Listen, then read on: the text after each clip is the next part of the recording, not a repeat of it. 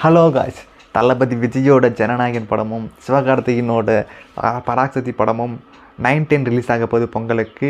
இது ஒரு பெரிய கிளாஷ்னு சொன்னால் சிரிப்பாக தான் வருது. ஏன்னா அப்படி தான் இருக்குது மார்க்கெட்டிங்கு.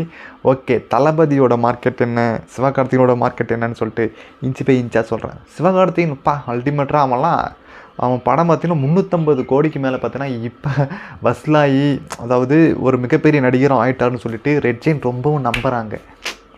அப்படின்னு அதனால தான் பார்த்திங்கன்னா ஜனநாயகன் ரிலீஸ் ஆகிற டேட்டுக்கு ஒரு நாள் அப்புறமே 10க்கே ரிலீஸ் பண்ணுறாங்க.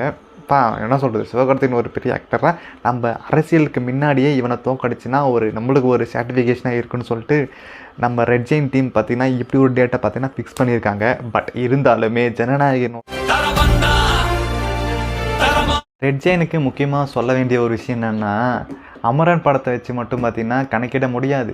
ஏன்னா லாஸ்ட்டாக வந்த சிவகார்த்திகேயன் மூலம் பார்த்திங்கன்னா மதராசி இந்த படத்தை டைரக்ட் பண்ணுறது முருகதாஸ் தான், நல்ல ஒரு ஃபிலிம் மேக்கர் தான். பட் இருந்தாலுமே கலெக்ஷனில் பார்த்திங்கன்னா லைஃப் டைமில் மதராசி பார்த்திங்கன்னா 100 crores வரைக்கும் கலெக்ஷன் பண்ணியிருக்கு. ஆனால் இந்த பக்கம் தளபதி விஜயோட படம் லியோவை நான் எடுத்துக்கல, ஓகேவா. லாஸ்ட்டாக வந்த படம் கோட் படம் பார்த்திங்கன்னா, அதாவது ஃபஸ்ட் டே மட்டும் பார்த்திங்கன்னா 125 கோடிங்க. அதாவது எங்கள் சிவகார்த்திகேயனோட லைஃப் டைமில் பார்த்திங்கன்னா 100 கோடி தான் கலெக்ஷன் பண்ணிக்குது. பட் ஆனால் சிவகார்த்திகேயனோட ஒரே படம் ஃபஸ்ட் டேயில் மட்டும் 125 கோடி கலெக்ஷன் பண்ணிக்குது. அப்போ நீங்கள் பாருங்கள் தளபதியோட மார்க்கெட் எப்படி இருக்க போகுதுன்னு சொல்லிட்டு.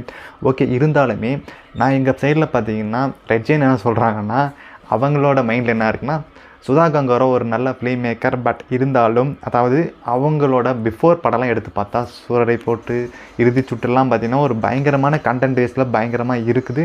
அதே மாதிரி சிவகார்த்திகேயன் கிளிக் ஆகிடுச்சுன்னா தளபதியை நாங்கள் தூக்கிடுவோம்டா அப்படின்ற மாதிரி நினச்சி தான் பார்த்தீங்கன்னா இந்த டேட்டை ஃபிக்ஸ் பண்ணியிருக்காங்க.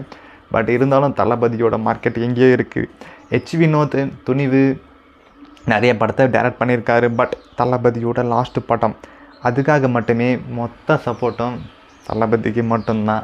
ஃபஸ்ட்டு டேலே பார்த்திங்கன்னா பயங்கரமான கலெக்ஷன் நம்ம எதிர்பார்க்கலாம். ஏன்னா அந்த மாதிரி தான் பார்த்திங்கன்னா ஐஃப் இருக்குது. அதே மாதிரி அனிருத் பார்த்திங்கன்னா ஒவ்வொரு மியூசிக்கும் பார்த்திங்கன்னா அல்டிமேட்டாக போட்டிருக்காரு. ஃபஸ்ட்டு சிங்கிள் ஆகட்டும் செகண்ட் சிங்கிள் ஆகட்டும் பார்த்திங்கன்னா அல்டிமேட்டாக அடிச்சு தூக்கியிருக்காரு. பட் இருந்தாலுமே இது பார்த்திங்கன்னா அதாவது இவங்க கிளாஸ் பண்ணது, அதாவது இவரோட மார்க்கெட் என்னன்னு சொல்லிட்டு நான் டீட்டெயிலாக சொல்லிட்டேன்.